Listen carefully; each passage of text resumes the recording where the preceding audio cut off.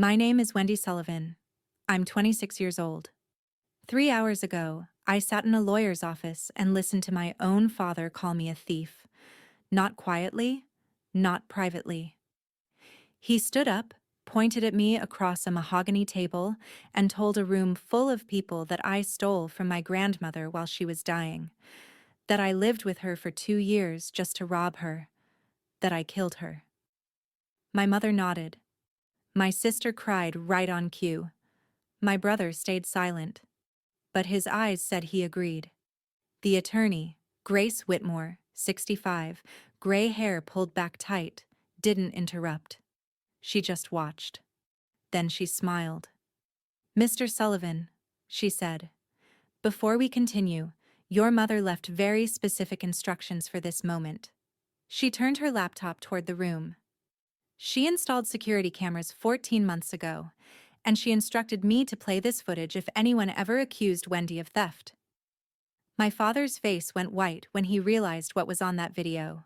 Before I tell you what happened next, if you think this story is worth hearing, take a moment to like and subscribe, but only if you genuinely want to. And leave a comment telling me where you're watching from and what time it is there. Because what happened next didn't just shock them, it destroyed them. Now let me take you back 2 weeks after my grandmother died. I got a call from Grace Whitmore's office. A woman with a crisp, professional voice told me the will reading was scheduled for Tuesday, March 18th at 2 o'clock. Attendance was mandatory for all named heirs. A woman's voice, professional and careful, told me the will reading was scheduled for Tuesday, March 18th at 2 o'clock sharp. Whitmore and Associates, 14th floor. Attendance mandatory for all named heirs. I asked who else would be there. She listed them. My father, Patrick. My mother, Linda. My sister, Natalie. My brother, Connor. I hadn't seen any of them since the funeral. That was April 5th. Gray sky. Threatening rain.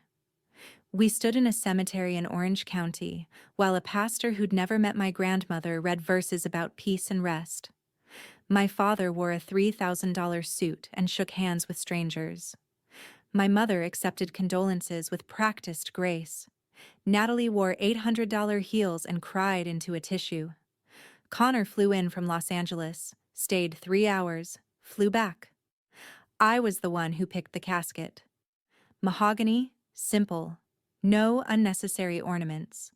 I was the one who chose the flowers, white roses, her favorite.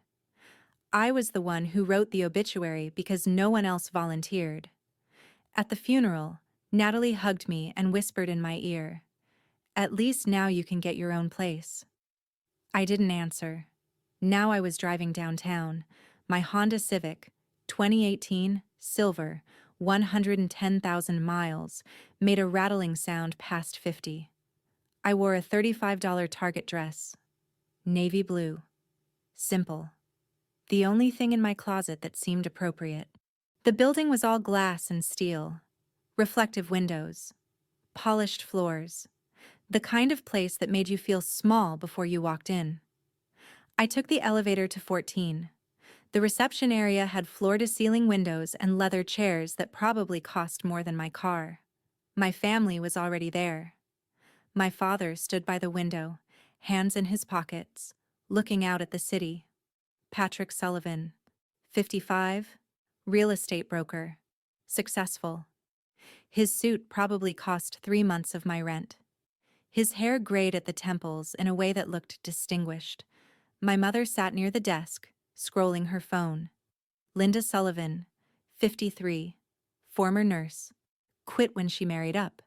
Manicured nails, French tips, not a chip in sight. Natalie sat beside her. 23, medical student, 3rd year at USC. Long dark hair, perfect skin. She wore her USC medical sweatshirt like armor, yoga pants, Louboutin heels. Even casual looked expensive on her. Connor slouched across from them. 21, business major, black Nike hoodie, jeans, white sneakers. He scrolled his phone, didn't look up. They all turned when I walked in. No one smiled. Wendy? My father said. Just my name. Flat. Hi, Dad. My mother glanced up, looked through me, went back to her phone. Natalie said nothing. Connor didn't acknowledge me at all. I sat 3 chairs away from Connor, the farthest available seat. The air felt heavy. No one spoke. The only sounds were the air conditioning and my mother's nails tapping her phone screen. At exactly 2 o'clock, the receptionist stood. Ms. Whitmore is ready. We followed her down a hallway, framed degrees on the walls, brass nameplates on doors. Everything expensive. Everything designed to intimidate. The conference room was large, 18 by 24 feet maybe. Cherry wood table, 8 high-backed leather chairs, windows overlooking the city. Air conditioning set cold. I felt goosebumps on my arms. Grace Whitmore sat at the head, 65 years old, gray hair in a tight bun, sharp eyes behind thin glasses, charcoal suit, white blouse. The kind of woman who didn't waste words. Beside her, a younger woman with a laptop. An assistant. At the far end, a man with reading glasses and a notary stamp. 7 people total. Grace gestured to the chairs. Please sit. My parents took the seats closest to her. Positions of importance. Natalie beside my mother. Connor beside my father. I sat at the opposite end. Alone. Grace opened a leather folder. Pulled out a thick document. 27 pages. Stapled. Official paper with a watermark visible even from my seat. Thank you all for coming. Her voice was calm, measured. The voice of someone who'd delivered bad news before. I know this is difficult. Dorothy was remarkable. I knew her 38 years.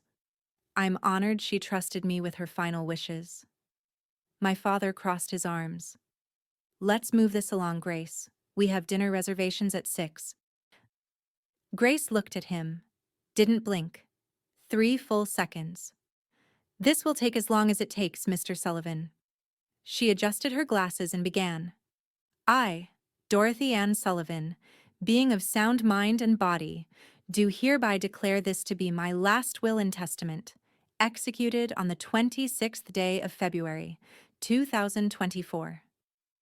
I focused on the date, February 26th, 5 weeks before she died. Grace continued.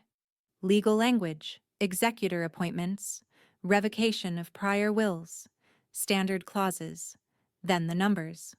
Total estate value, as assessed on the date of execution, is approximately $1,150,000. My mother sat straighter.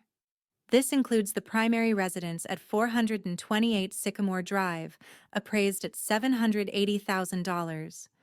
Savings accounts totaling $285,000.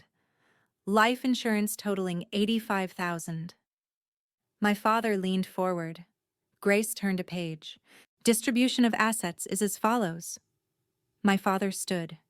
His chair scraped loud against the floor. Wait. His voice was controlled but tight underneath. Before you continue, there's something we need to address. Grace looked up over her glasses. Yes, Mr. Sullivan. He turned to face me. His face was red.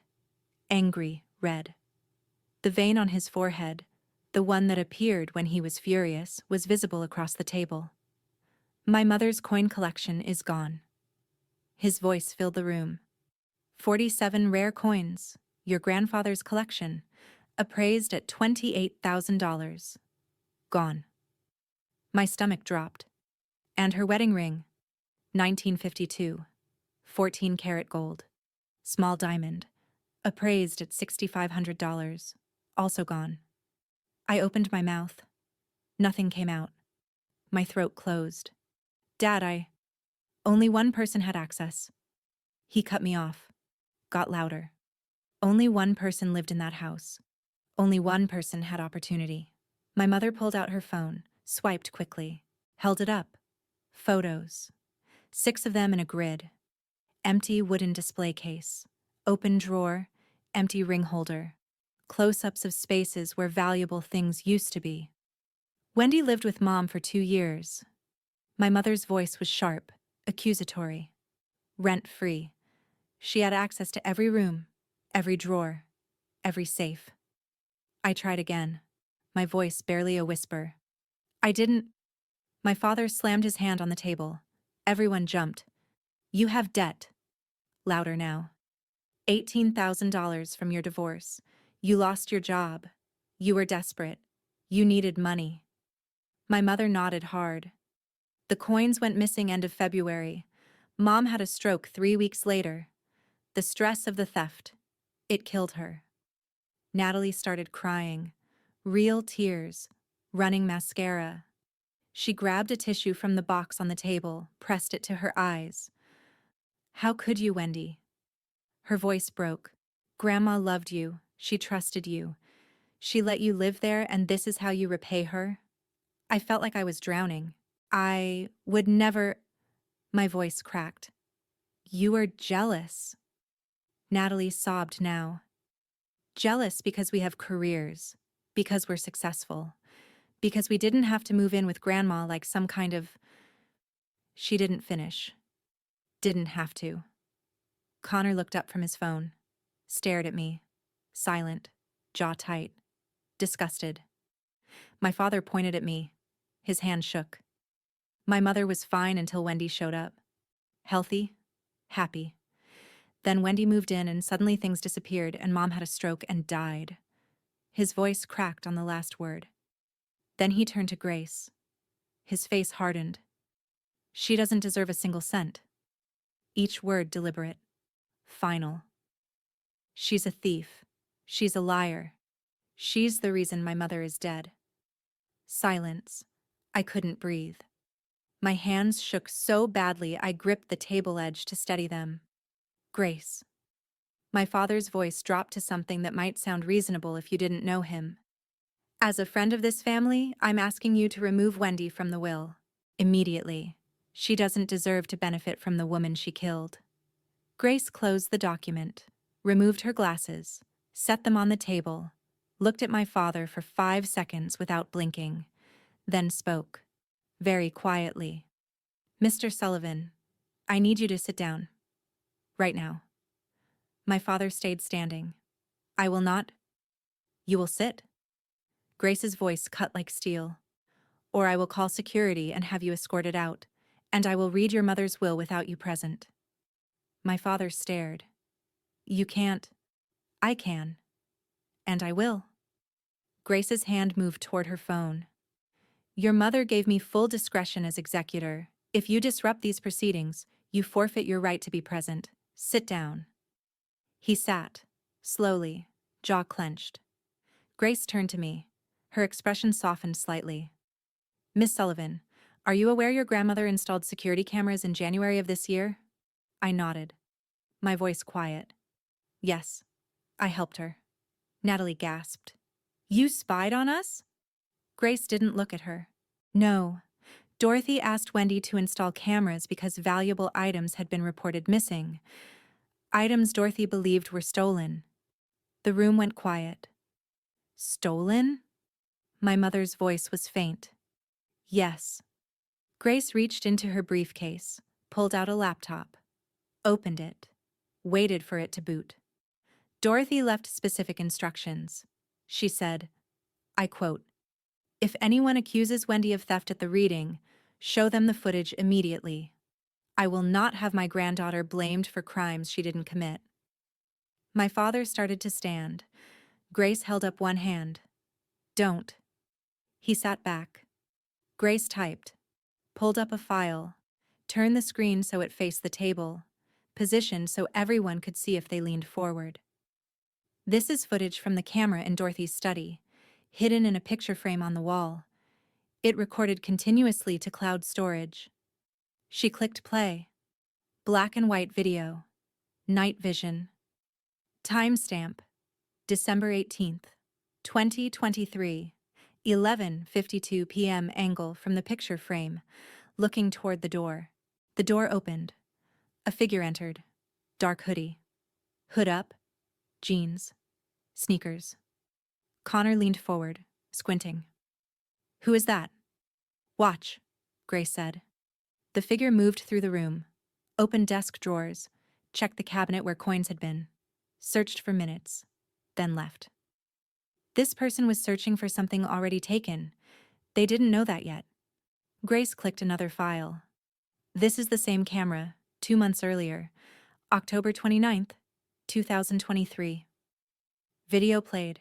Same angle, same night vision. This time the figure turned on the light, and I saw his face. Connor, my brother. On screen, Connor walked to the cabinet, pulled out the wooden display case with the coins, opened it, looked inside, closed it, tucked it under his arm, then opened a desk drawer, took out my grandmother's ring, checked his phone. Timestamp showed 2:17 a.m. and left. Grace paused the video. That is Connor Sullivan, stealing from his grandmother. Connor's face went white, mouth opened, closed, opened again. That's not... Grace clicked another file. December 28th, 2023. 10 days after the second search, Connor uploaded the collection to eBay under username CSULL_LA. Sold it for $19,400 to a collector in Texas. She turned the laptop toward my father. eBay listing. 47 rare coins. Starting bid $8,000. Final sale $19,400. Username CSULL_LA. Verified account. Transaction complete. Connor. My father's voice was quiet. What did you do? Connor put his head in his hands. Grace clicked another file. January 6th, 2024. Different camera, kitchen, hidden in the smoke detector. Video played. Daytime. Color. Natalie entered. Glanced around, checking if anyone watched, then walked to the counter where my grandmother's purse sat. Opened the purse. Pulled out the wallet. Counted cash. Took it. Stuffed it in her pocket. Looked around nervously 4 times in 23 seconds. Then left. Grace paused. That is Natalie Sullivan, taking $823 from her grandmother's wallet. Natalie made a sound. Gasp. Sob. Something between. $823, Grace repeated. Dorothy called me 3 days later, January 9th. Crying. She said, Grace, I gave Natalie $50 for gas. Then she took 8 times that from my purse when I wasn't looking. Natalie grabbed the trash can, vomited, twice. Then dry heaved 3 more times. Connor still had his head in his hands, shoulders shaking, crying. My mother cried too. No. No, this can't... My father stood so fast his chair fell backward, reached for the laptop. Grace pulled it away, snapped it shut. Called sharply, Daniel. The door opened. Security guard, tall, broad-shouldered, building uniform. My father froze. Mr. Sullivan. Grace's voice was ice. Sit down, or leave. Your choice. He stood 5 seconds, then picked up his chair, sat. The guard stayed by the door. Grace reopened the laptop. There's more. Another video. February 23rd, 2024, 1:23 a.m. study. Natalie entered, turned on the light, walked directly to the landscape painting on the wall. My grandfather's painting of a barn and field. Lifted it off its hook. Behind it, a safe. Natalie entered a combination. 6 digits. Safe opened. Reached inside. Took something. Took something else. Closed the safe. Didn't lock it properly. Just pushed it shut. Hung the painting back. Turned off the light. Left. Grace paused on Natalie's face. Clear. Unmistakable. That is Natalie Sullivan opening a safe Dorothy had told her family about years ago. Taking Dorothy's wedding ring, which Connor had placed there after stealing it, and taking $12,000 in emergency cash. She clicked another window. February 24th. Natalie's credit card statement shows payment of $18,900 to Visa. The amount matches combined value of coins sold on eBay and cash from the safe, minus what she'd spent. Paying off debt. Grace's voice was flat. Credit card debt from medical school and personal shopping. 22,300 total. The theft brought it down to 3,400. Natalie sobbed loudly now. I was going to pay her back. She managed through tears. I swear. When? Grace's voice sharp. Dorothy died April 1st. You had 5 weeks. You didn't pay back a cent, didn't even visit her in the hospital. I had exams. You stayed 20 minutes. Silence except Natalie crying. My father tried once more, voice desperate now. Okay, fine. They made mistakes. They're young, stupid. But that doesn't mean Wendy gets everything. Grace closed the laptop. Actually, Mr. Sullivan, that's exactly what it means. This is insane. We'll contest. You manipulated my mother. I met with Dorothy 6 times in her final weeks. She was fully competent. I have evaluations from 3 doctors confirming her capacity. She knew exactly what she was doing. We'll take this to court. You'll lose. Grace's voice flat. Final. You'll pay your own legal fees. You'll pay the estate's legal fees for defending against a frivolous claim. You'll walk away with nothing but a bigger bill.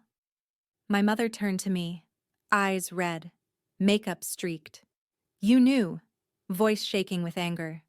You knew they took things and didn't tell us. You let this happen. I stood, chair scraped. I looked at her, my mother, the woman who raised me, and said, voice steady. I told Grandma. It was her decision what to do, not mine, not yours. Grace nodded. And Dorothy's decision was to protect the only person who actually loved her. She reached into her briefcase again, pulled out an envelope, sealed. My grandmother's handwriting on front. Dorothy left a letter. She asked me to read it if this moment came. She knew it would. She knew exactly how you'd react. Grace looked at my father. She knew you'd blame Wendy. Knew you'd accuse her. Knew you'd try to take everything from the one person who deserved it. Grace opened the envelope. So she made sure that wouldn't happen. Fan Joan Ba, the backstory. I need to go back. To explain how I got here. I moved in with my grandmother on September 15th, 2022. Saturday, late summer. Warm sun on pavement as I loaded the last box into my Honda. I'd spent 2 days packing everything I owned. 14 cardboard boxes from the liquor store, 2 suitcases. Laptop. Desk lamp my grandmother gave me at college graduation. Printer that jammed every 3rd page but still worked. Most furniture didn't fit. IKEA couch. Bookshelf I'd assembled wrong so it leaned left. Kitchen table where I'd eaten breakfast alone 3 years. I broke my lease early. Landlord charged $1,200 penalty. I paid with my credit card, already carrying a balance I couldn't afford. I drove in silence. No music, just engine sound and occasional rattle I couldn't afford to fix. She opened the door before I knocked. Dorothy Sullivan, 80 years old, 5'2", maybe 125. Arthritis in her hands made buttoning shirts, opening jars, holding a pen difficult and painful. But her mind was sharp, her smile warm. She looked at my car, packed so full I could barely see out back. Oh, sweetheart, she said. You didn't have to bring so much. It's okay, Grandma. I want to be here. She studied my face. Long moment. I wondered what she saw. 26-year-old granddaughter, recently divorced, recently unemployed, recently evicted from her own life. Your father told me you lost your job, she said quietly. I lied without hesitation. No, just freelancing now. More flexible. I can work anywhere. Truth was complicated. I'd been laid off 3 months earlier. Budget cuts, they said. Nothing personal. Let me and two other junior designers go same day. We cleaned our desks in silence, carried boxes to cars, tried not to cry until we got home. Since then, I'd been freelancing, picking up whatever work I could find, logo designs for small businesses, website mock-ups for startups, social media graphics for influencers who paid late or not at all. Income dropped from $38,000 a year to maybe 32 if I was lucky, if I worked constantly, if I said yes to every project no matter how poorly it paid. And I still had debt, $18,600. Not my debt, my ex-husband's. Jeremy was a gambler, not casinos, online sports betting, always one more bet from winning big, borrowed from credit cards, promised to pay back.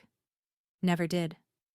We were married 14 months, long enough to drain my savings, keeping us afloat, long enough to pay his debts so creditors wouldn't repossess our apartment, long enough to learn love doesn't fix addiction.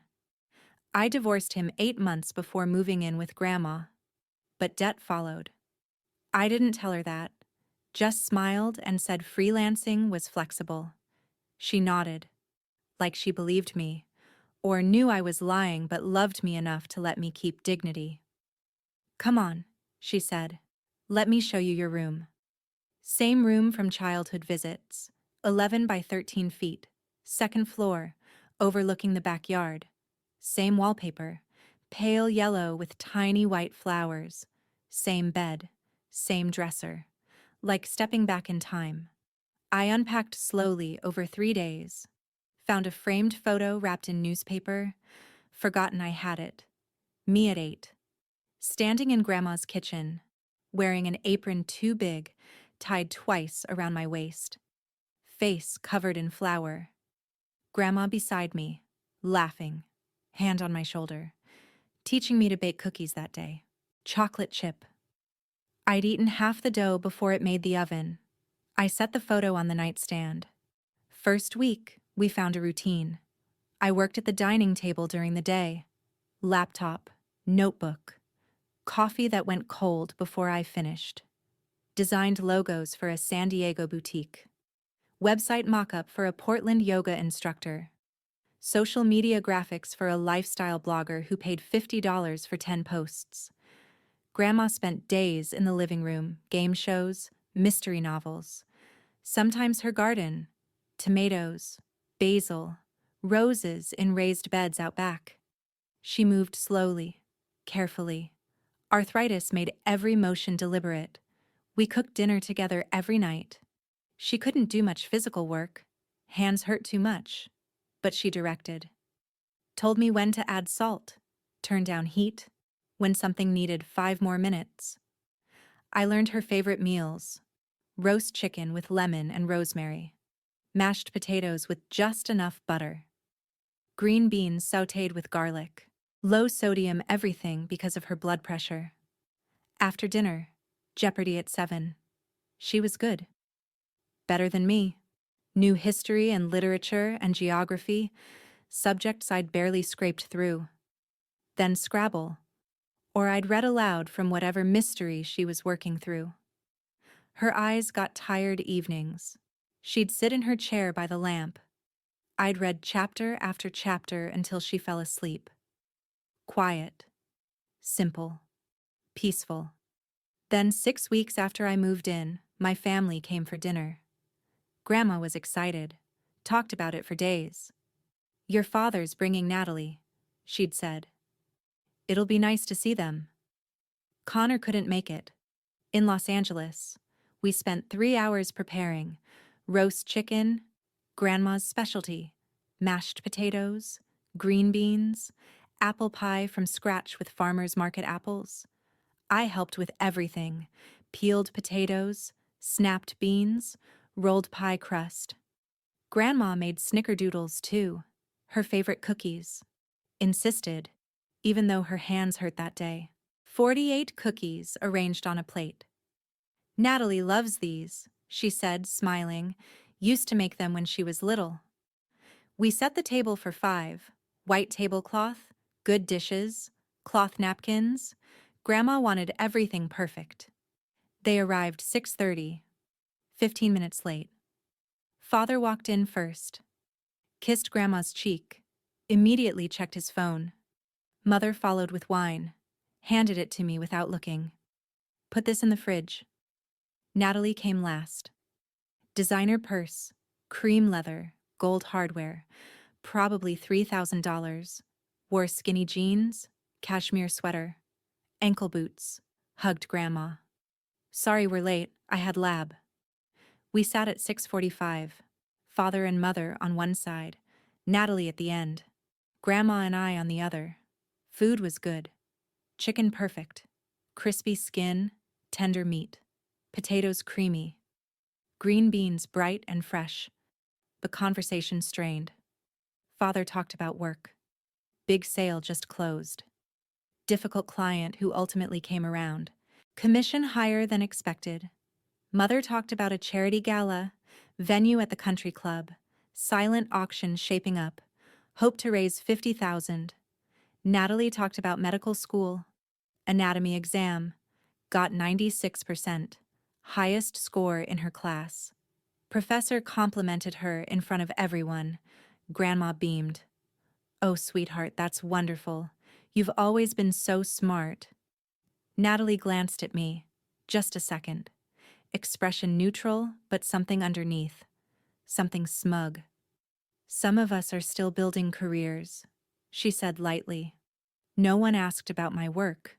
Not once in the hour and 22 minutes they stayed did anyone ask what I was working on, what projects I had, how freelancing was going. When they finished, Mother stood, started gathering plates. Oh, let me help, Grandma said, starting to rise. No, no, Mom, sit. Wendy can clean up. They left at 8:12. I washed 23 dishes alone while Grandma sat at the table, exhausted from hosting. When I finished, dried my hands, sat across from her. She reached across the table, touched my hand. Thank you for staying, she said quietly. I squeezed her hand. Always, Grandma. Over the next 2 years, that became the pattern. I cooked 730 dinners. Breakfast every morning. Oatmeal with blueberries, her favorite. Lunch, soup, sandwiches, salads, dinner every night. Drove her to physical therapy twice a week. 40 minutes round trip to the clinic. Another hour while she did exercises. 40 minutes back. Therapist had her doing stretches and gentle resistance training to keep joints mobile. Helped her dress every morning because buttoning was too difficult. Gave her insulin shots for diabetes. Diagnosed 5 years earlier, never comfortable doing it herself. Organized medications in a weekly pill case. Monday through Sunday, morning and evening. Blood pressure medication, cholesterol medication, aspirin, vitamins. At night, tucked her in. Made sure she'd taken evening pills. Turned on the lamp.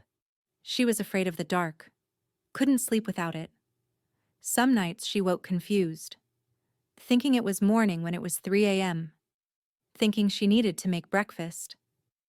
Thinking my grandfather was still alive, waiting downstairs. Those nights I'd wake to her walking in the hallway. Get up, guide her back to bed, sit with her until she remembered where she was, when she was, who I was. 23 times over 2 years, I slept in the chair beside her bed because she was sick or scared or in pain and didn't want to be alone. Freelance work suffered, making $32,000 now instead of 38. Couldn't take bigger projects because couldn't travel to client meetings. Couldn't work late because Grandma needed dinner at consistent time. Couldn't go out with friends because didn't want to leave her alone.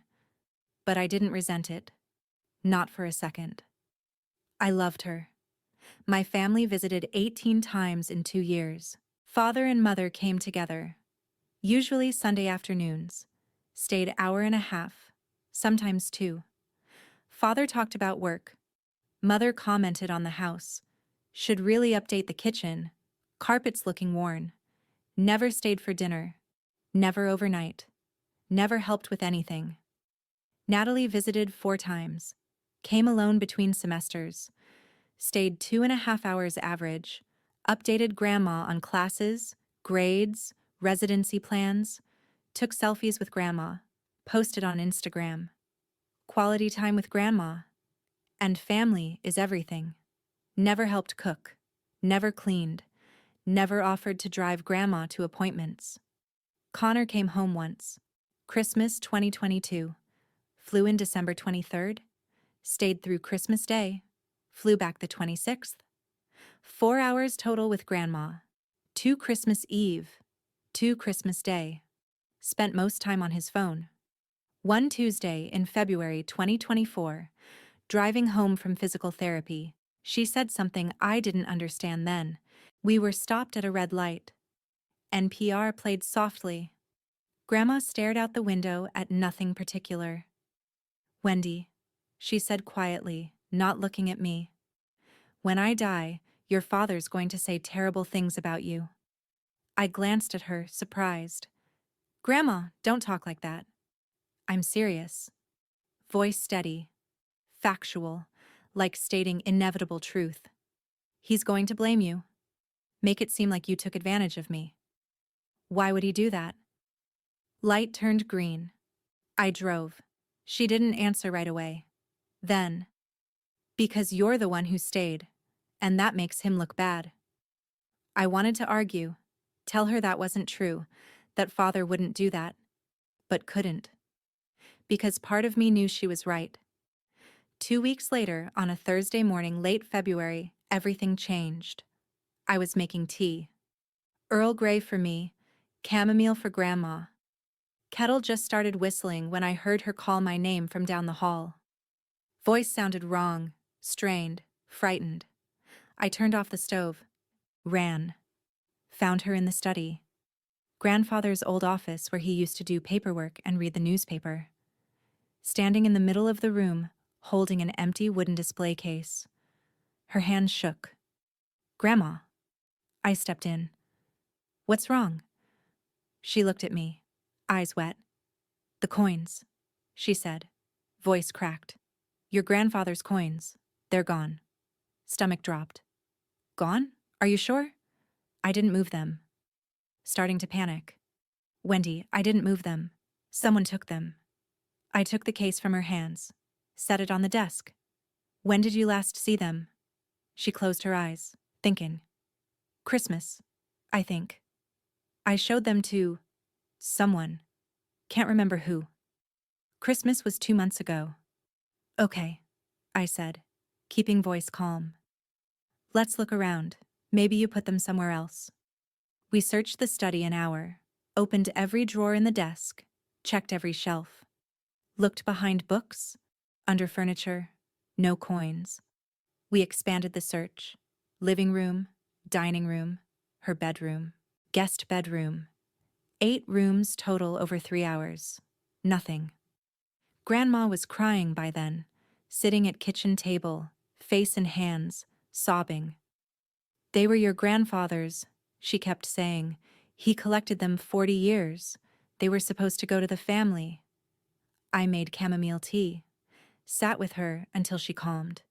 2 days later, she realized her wedding ring was missing, looking in jewelry box for earrings when she noticed. Ring holder where she always kept it. Small velvet stand was empty. "My wedding ring," she whispered, staring at empty holder. "The one your grandfather gave me. 1952. It was his grandmother's ring. He saved months to buy the diamond." I stood beside her, looking at empty space where something irreplaceable used to be. That night, I lay awake staring at ceiling. Someone had been in Grandma's house. Someone took things that mattered. Sentimental things. Valuable things. 11 p.m. I heard footsteps in the hallway. Got up. Opened door. Grandma stood there in nightgown, face pale in dim light from hallway nightlight. "Wendy," she whispered, "I think someone's been in my study." Next morning at breakfast, I made a decision. "Grandma," I said carefully, watching her push oatmeal around bowl. What if we installed cameras? Just to see if anyone comes in when we're not looking. She stared at coffee long time. Hands trembled around mug. You think... Couldn't finish. You think it's someone in the family? I chose words carefully. I don't know. But if things are missing, we should find out who's taking them. If it's one of them... Voice broke. Wendy, I don't know if I can handle that. I reached across table, held her hand. We don't have to tell anyone. Let's just see what we find. She was quiet 30 seconds. I counted, watched her think through every possibility, every outcome, every horrible truth we might uncover. Finally, okay, but Wendy, don't tell your father, please. I promised. That night, ordered cameras online, 5 of them. Small, discreet, cloud storage, motion detection, $487 total. Paid with credit card, tried not to think about the balance. They arrived January 20th. Installed them January 22nd. Early evening, 6 p.m. One in living room, tucked into bookshelf between hardcover novels. One in Grandma's bedroom, hidden in alarm clock on nightstand. One in study, built into picture frame on wall. Old landscape painting of barn and field. One in garage, motion sensor camera pointed at door to house. One at back door, disguised as doorbell camera.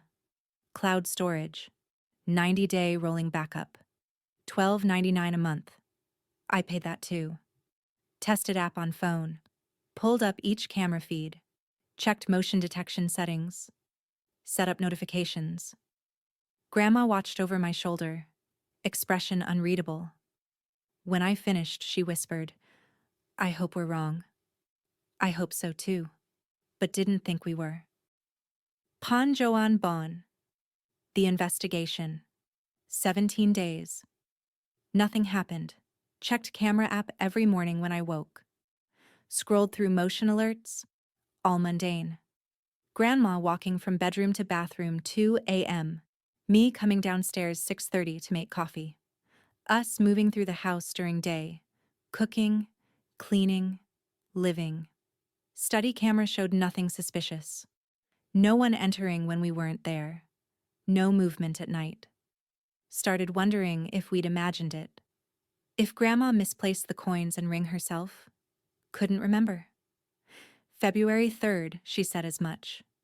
Eating lunch, tomato soup and grilled cheese, she set down spoon. Maybe I'm just getting old. Maybe I forgot where I put them. You didn't forget, Grandma. They're gone. She gave sad smile. Maybe I should let it go. They're just things. But they weren't just things. 47 rare coins grandfather collected for decades. Wedding ring in our family 70 years. I didn't say that. Just squeezed her hand. We'll figure it out. But I kept checking cameras. Every morning. Every night. Every spare moment. Pulled up app and scanned feeds. Then February 8th, 11:47 p.m., phone buzzed. Lying in bed, scrolling emails on laptop when notification appeared on phone screen. Motion detected. Study heart jumped. Grabbed phone. Opened app. Study camera feed loaded black and white. Night vision mode. Angle from picture frame on wall. Looking across room toward door. Door was opening. Slowly. Carefully. Someone entering. Sat up in bed. Mouth suddenly dry. Checked on Grandma 40 minutes ago. Been asleep in bed. Breathing softly. Lamp on nightstand casting warm glow. This wasn't her. Figure moved into frame. Average height. Maybe 5'9". Slim build. Wearing dark hoodie with hood up. Jeans. Sneakers. Couldn't see face. Kept back to camera. Moving carefully like they knew where they were going. Went to desk first. Opened top drawer. Rifled through papers. Closed it. Second drawer. More papers. Closed it. Moved to cabinet against wall, where coins had been kept. Opened it. Looked inside. Clearly frustrated it was empty. Searched 6 minutes. Watched timestamp tick forward. 11:47 p.m., 11:49, 11:51. At 11:53, gave up. Left room, closed door.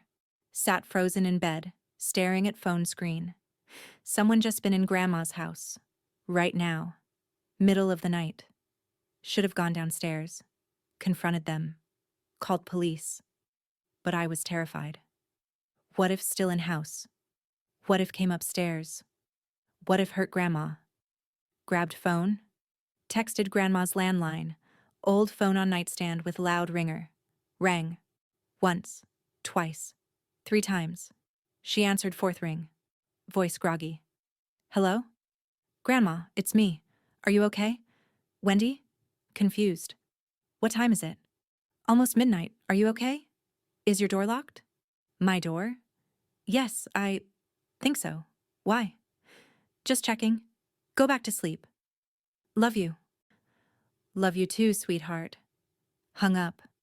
Listened. House was silent. After 20 minutes, heard car engine start outside. Distant. Maybe a block away. Whoever it was had left. Didn't sleep rest of night. Next morning, watched footage again at dining table. Grandma in living room watching The Price is Right. Had laptop open, video file downloaded from cloud storage, playing on repeat. Zoomed in on figure. Adjusted brightness, slowed playback. Still couldn't see face. Hood obscured everything. Never turned toward camera. But noticed things. Hoodie had logo on chest. Enhanced image much as could. Swoosh. Nike. Figure checked phone twice during search. Phone screen lit up hoodie briefly. Definitely Nike. Black. And limping slightly. Favoring left leg. Sat back. Mind racing. Connor wore black Nike hoodie at Christmas. Remembered because mother commented, always dressed like going to gym. And Connor twisted ankle skiing in December, posted about it on Instagram. Complained for weeks, but couldn't be sure. Not yet. Footage too dark, too grainy. Could have been anyone.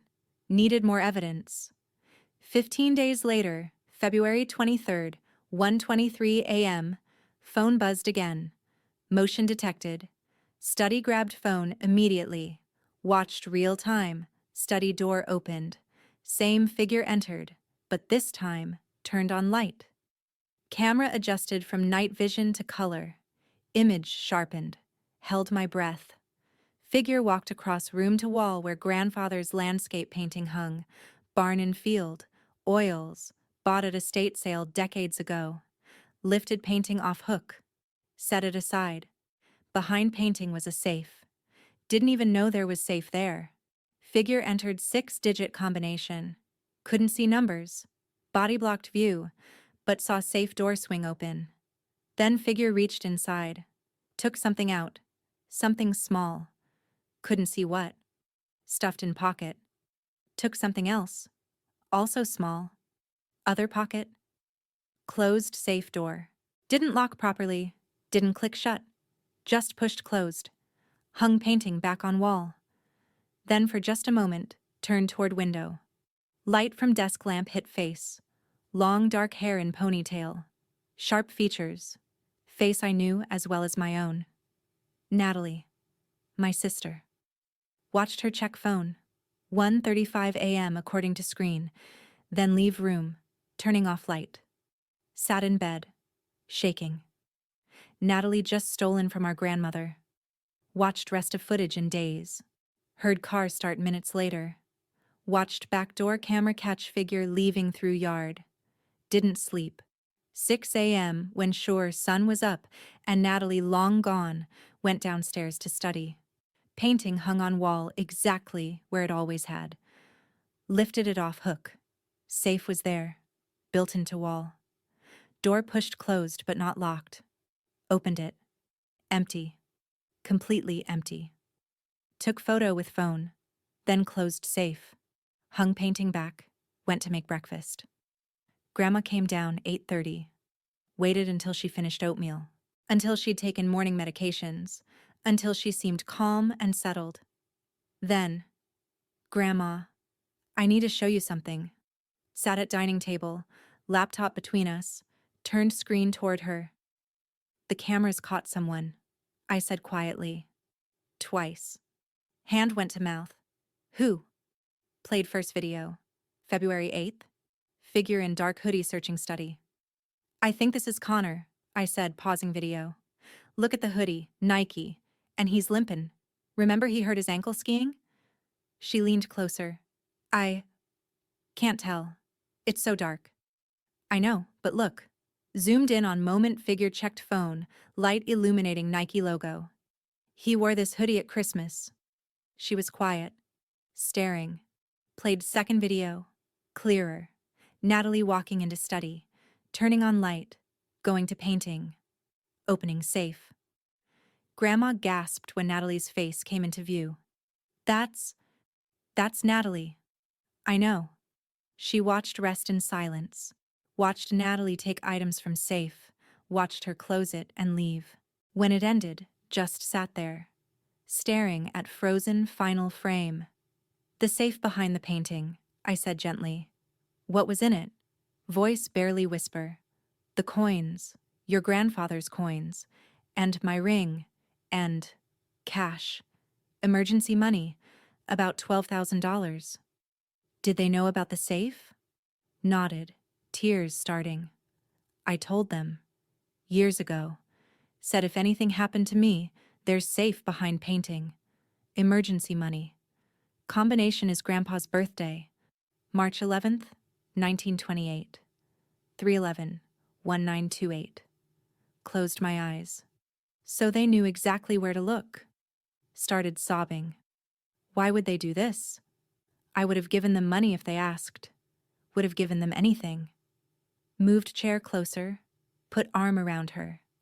She cried 4 minutes 12 seconds.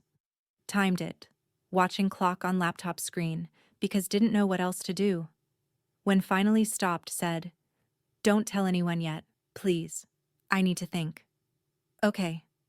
I need to figure out what to do." He nodded. "Whatever you want, Grandma." That night, bedtime helped her into bed. Fluffed pillows, made sure water glass full, turned on lamp. She held my hand before I could leave. "You're the only one who stayed," she said. "The only one who cared." Squeezed her hand. "I'll always care, Grandma."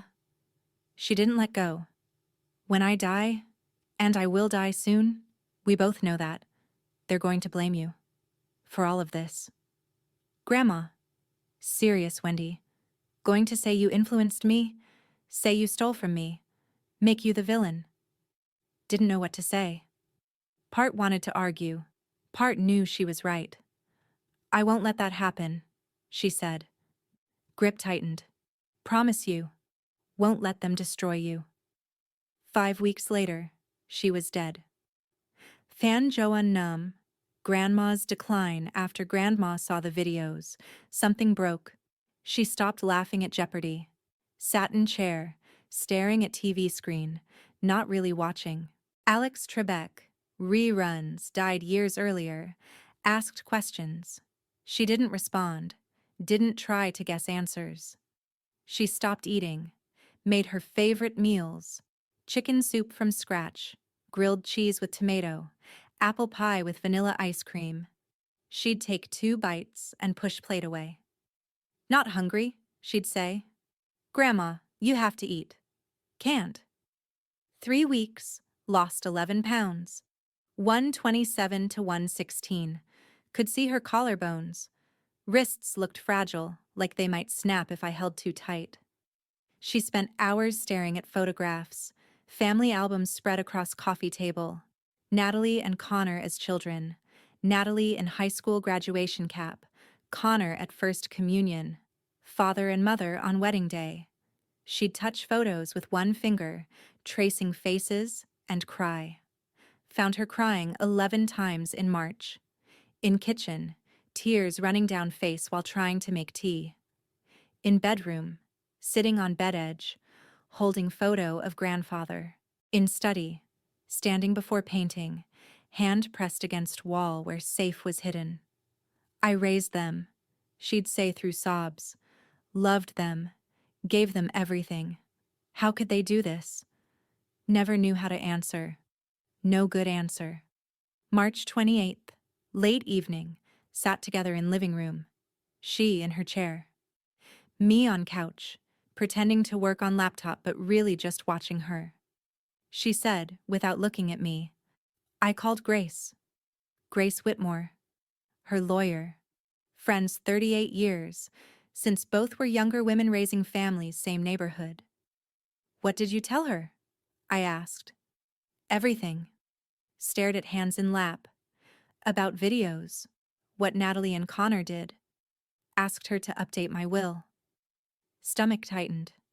Grandma, you don't have to. Already did. Last week, February 26th.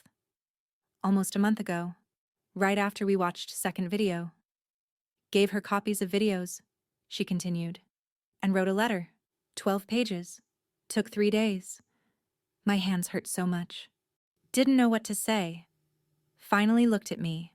Eyes red from crying but clear, determined. Leaving everything to you, Wendy. Grandma. Don't argue, you're the only one who deserves it. Only one who loved me for me, not for what I could give. Tears burned in my eyes. That's not why I stayed. Didn't stay because wanted anything. I know. Reached across space between us. Took my hand. That's exactly why you're getting everything. Couldn't speak. Told Grace. She said quietly, if anyone accuses you of theft at will reading, she's to show them videos immediately. Won't have them blaming you for what they did. They're going to be so angry. Don't care. Voice firm. Final. They stole from me. Lied to me. Broke my heart. Now they'll face consequences. That night, couldn't sleep. Lay in bed, thinking about what she'd said, about Will, about videos, about what would happen when family found out. Next morning, March 29th, woke 6 a.m. to sound of something falling, ran out of room and down hall. Grandma was lying on bathroom floor, one arm outstretched, face pale. Grandma! Dropped to knees beside her. She tried to speak. Mouth moved, but no words came. Left side of face drooped. Stroke. Called 911. Hands shaking so badly could barely hold phone. Need ambulance. My grandmother. Think she's having stroke. Dispatcher walked me through what to do while we waited. Check breathing. Check pulse. Don't move her. Talk to her. Keep calm. Paramedics arrived 9 minutes. Loaded her onto stretcher. Started IV. Checked vitals. Rode an ambulance with her. Holding hand whole way. St. Vincent Medical Center. Emergency room. CT scan. Diagnosis. Ischemic stroke. Left hemisphere. Serious. Age was factor. Stress could have contributed. Moved her to ICU. Called father from hospital waiting room 7:45 a.m. Dad, it's Wendy. Grandma had stroke. She's in ICU at St. Vincent. He was quiet moment. Then, is it serious?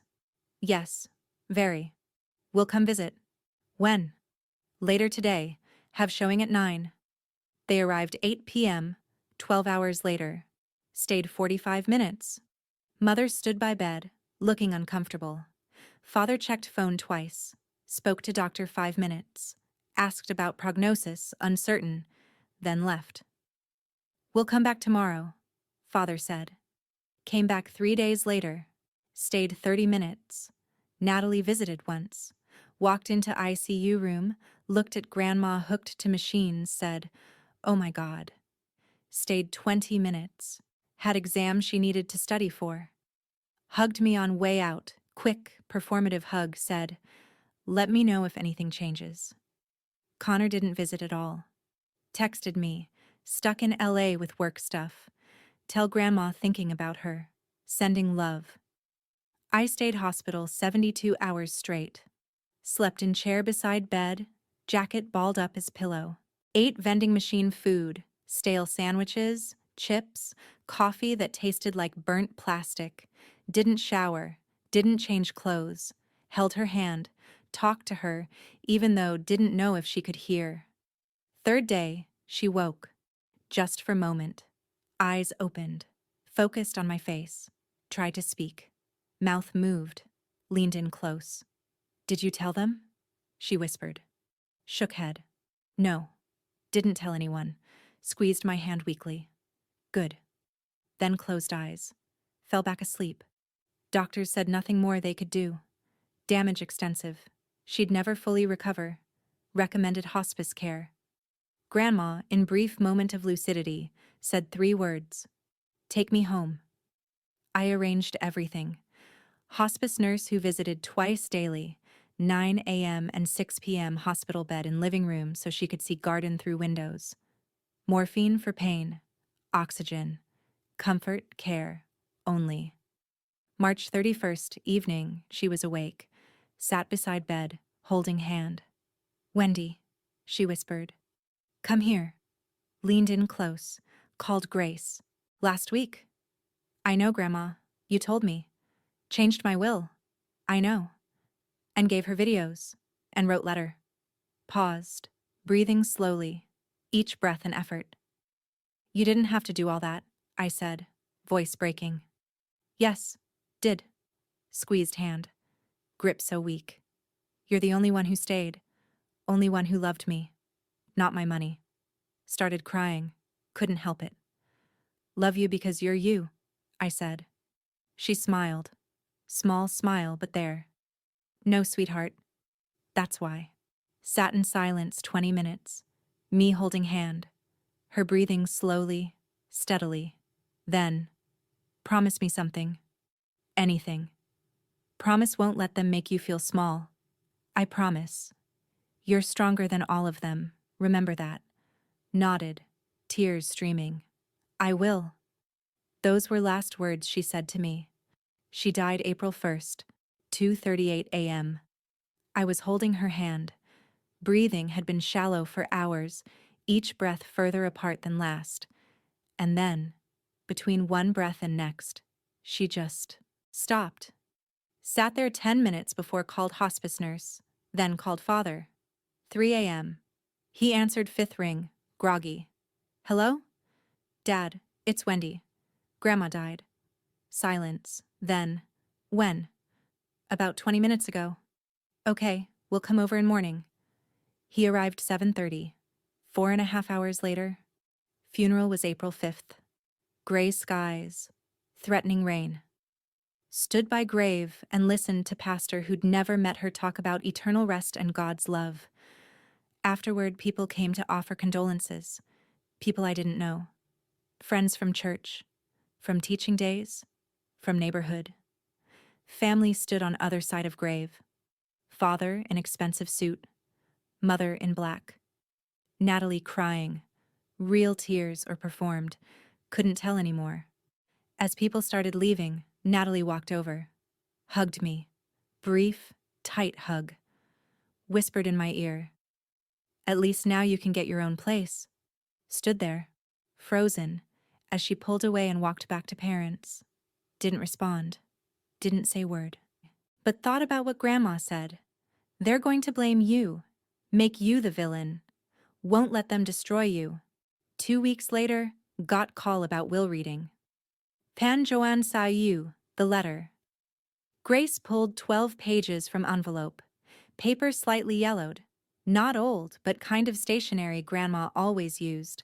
Cream-colored, heavy weight, subtle watermark. Handwriting shaky. Grandma's arthritis made writing difficult in final weeks, but legible. Grace adjusted reading glasses. Began. To my family. Father opened mouth. Don't, Grace said, without looking up. She wanted you to hear this. Continued.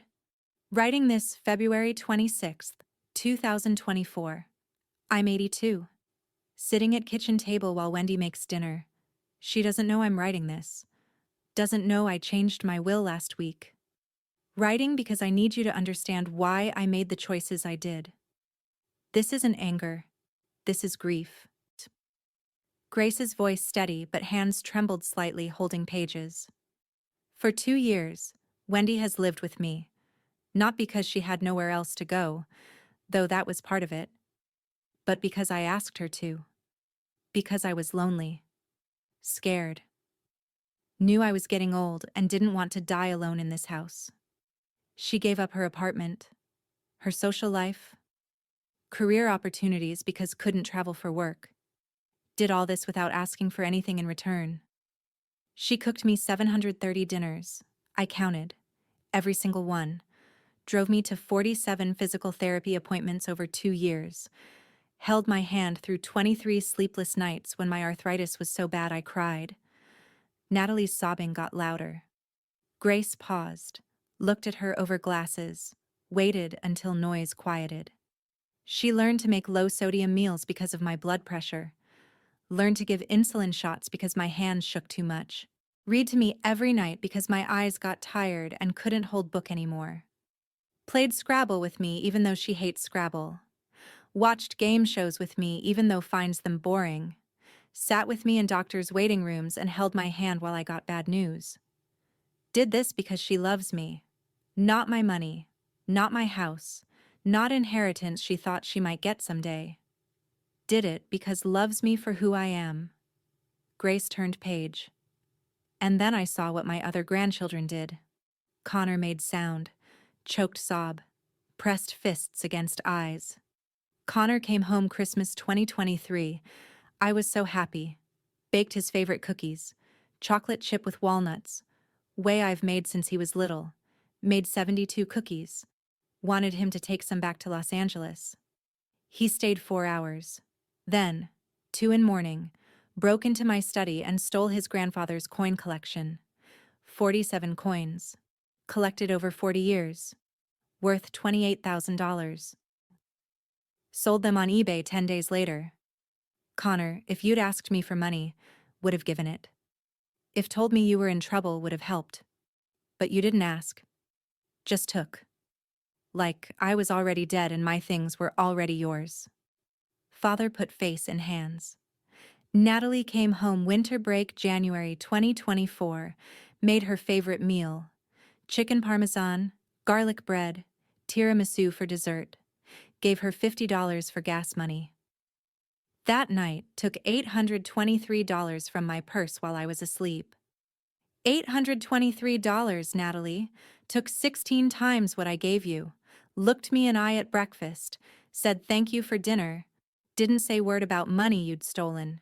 And then, 6 weeks later, came back. Knew about safe. I'd told you years ago, told all of you, in case something happened to me and you needed emergency money. Trusted you with that information. You opened that safe and took everything inside, my wedding ring. $12,000 I kept for emergencies. Took it all. Natalie rocking back and forth in chair, face in hands.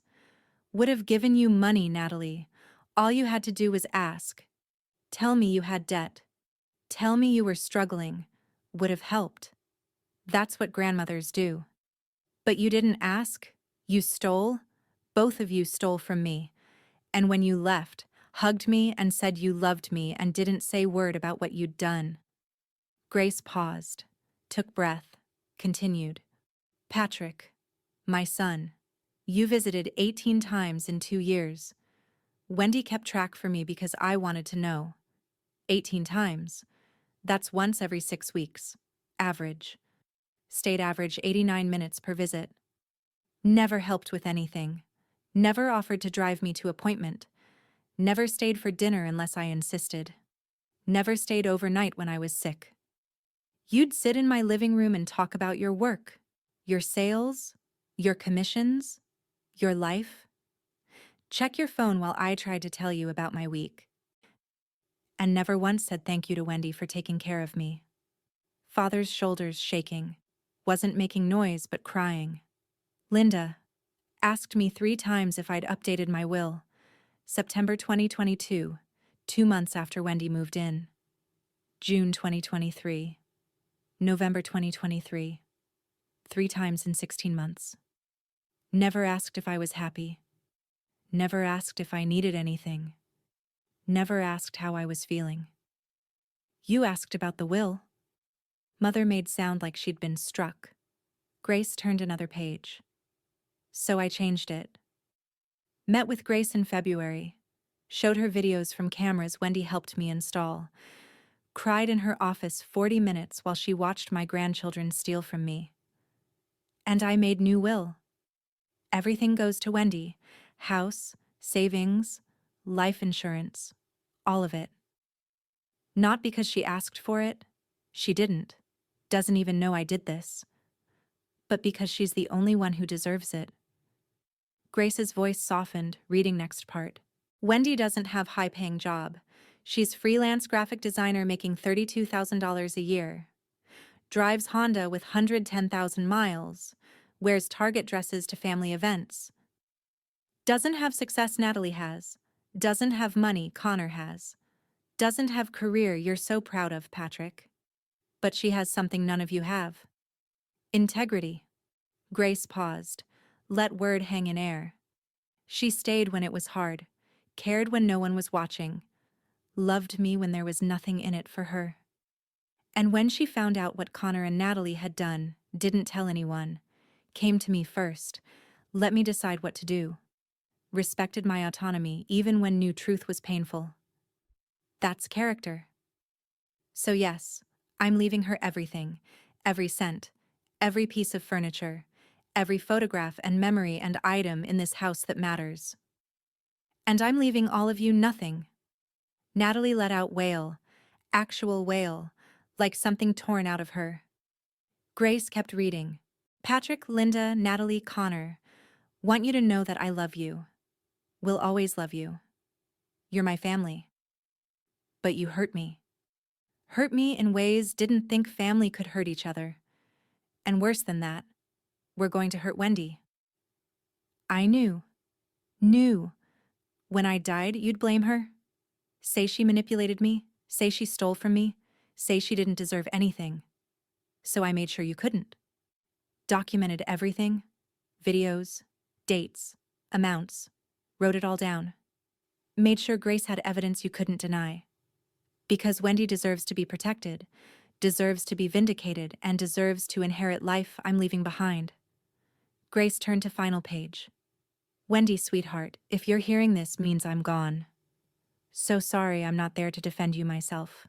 Sorry can't stand beside you and tell them they're wrong. But I hope this letter is enough. You gave me 2 years of happiness, 2 years of not being lonely, 2 years of feeling loved and cared for and valued as person, not just as grandmother with money. That's worth more than anything I'm leaving you in this will. Live well. Be happy. Don't let them make you feel guilty. You were the best part of my last years. I love you. Grandma. Grace folded letter carefully, placed back in envelope. Room completely silent except sound of people crying. Natalie sobbing into hands. Connor had head on table. Mother crying quietly, tears streaming. Father sat motionless, staring at nothing. Grace looked at each in turn, then said, "The will leaves Wendy Sullivan the following. House at 428 Sycamore Drive, valued $780,000. All savings accounts, certificates of deposit, financial assets, totaling approximately $285,000. All life insurance policies, totaling $85,000. Total estate value, $1,050,000. Paused. One condition. $100,000 must be used to establish scholarship fund for retired teachers in financial need. This was important to Dorothy. She was teacher 41 years. Fund must be established within 6 months of this will reading. Remaining assets are Wendy's to do with as she wishes. Grace looked at me. Wendy, do you understand and accept these terms? Couldn't speak. Throat closed, tears streaming, nodded. Need verbal confirmation for record? Managed to whisper, yes. Then this will is executed. Dorothy's wishes will be carried out. This meeting is adjourned. Van Joan Bay. The aftermath. Family tried to leave immediately. Stood up, chairs scraping, moved toward door. Grace's voice stopped them. Before you go, each need to sign acknowledgement you were present at this reading and received copies of all relevant documents. Her assistant stood, handed each a clipboard with forms. They signed without reading. Scribbled signatures, handed clipboards back. Father took his copy of will, 27 pages stapled, shoved into briefcase, didn't look at me as he left. None of them did. Natalie walked past, head down, mascara smeared. Connor followed, hands in hoodie pockets. Mother was last, walking slowly, like she'd aged 10 years in last hour. Door closed behind them. Grace's assistant and notary gathered things and left too, murmuring quiet goodbyes. Then just me and Grace. She locked door, turned back to me. Your grandmother, she said quietly, left one more thing for you. Reached into briefcase, pulled out small envelope, different from letter she'd read. Smaller, sealed with actual wax. Old-fashioned, kind Grandma used for special occasions. Handed it to me, my name written on front in Grandma's handwriting. She gave this to me week before she died, Grace said. Said to give it to you after reading when you were alone. Opened it carefully. Inside was key. Was small brass number stamped on it. 337, and note in Grandma's handwriting, Wendy. This is key to my safety deposit box at First National Bank on Main Street. Box 337. Inside you'll find things I want only you to have. Family photos I've collected over years. Letters your grandfather wrote to me. Some jewelry that belonged to my mother. And one more thing. A surprise. Grace will take you when you're ready. I love you, sweetheart. You made my last years happy. Thank you for staying. Read it 3 times before could look up at Grace. We can go next week, she said gently. When you've had time to process all this. Nodded. Couldn't speak. Grace sat in chair beside me. Not across table. Beside me. Your grandmother was one of best people I've ever known, she said. And she was right about you. Everything she wrote in that letter, it's all true. Didn't do it for this, I managed. Didn't do it to get anything. I know. That's exactly why you got everything. If 6 weeks later, April 28th, Father filed legal challenge to will, hired lawyer, some firm downtown with marble floors and expensive suits, filed petition claiming undue influence, diminished capacity, coercion. Grace called when she received filing. Don't worry, she said. We expected this. We're prepared. Court date set June 12th. Grace submitted evidence package to court. 5 video files with timestamps and metadata. 12 pages of Dorothy's handwritten letter, dated and notarized. Medical evaluations from 3 doctors. Dorothy's general practitioner, neurologist, psychiatrist, all confirming sound mind when executed will. Testimony from notary who witnessed will signing. Testimony from Grace about meetings with Dorothy. Bank records showing will establishment February 26th. Father's lawyer tried to argue videos were doctored. Letter forged. Grace manipulated elderly woman who was confused and scared. Judge reviewed everything. Took 11 minutes. Then ruled. Evidence is overwhelming. Mrs. Sullivan clearly of sound mind, clearly not coerced. This will was executed properly and legally. Challenge is denied. Looked at Father's lawyer. Your client will pay all court costs associated with this frivolous claim, $3,200, payable to court and estate's legal defense fund. Father tried to appeal. His lawyer advised against it. Said they'd lose again, pay more costs, accomplish nothing. Dropped appeal 2 weeks later. I received full inheritance early July. Kept the house. Couldn't sell it. Every room had memories. Grandma's chair in living room. Kitchen where we'd cooked 730 dinners. Study where we'd watched videos that changed everything. Bedroom where she died while I held hand. Established scholarship fund as required. The Dorothy Sullivan Fund for Retired Educators. $100,000. Invested to generate annual income. Produces about $4,000 a year interest. Award 5 scholarships annually, 800 each. To retired teachers struggling financially. Who gave careers to education and now can't afford medical bills, home repairs, basic necessities? Quit freelancing. Started teaching graphic design at Orange County Community College. Salary, $54,000 a year. Invested remaining assets conservatively. Index funds, bonds, stable investments generating passive income. About $38,000 a year. Total annual income, $92,000. House paid off. No mortgage, no rent. First time in adult life, I'm financially stable. September. Held first scholarship ceremony at college. 5 recipients. All women, all retired teachers, all struggling. First was Julia Brennan, 68. Taught 3rd grade 41 years. Her pension barely covered rent. Couldn't afford blood pressure medication. Stood at podium and cried. "Thank you," she said through tears.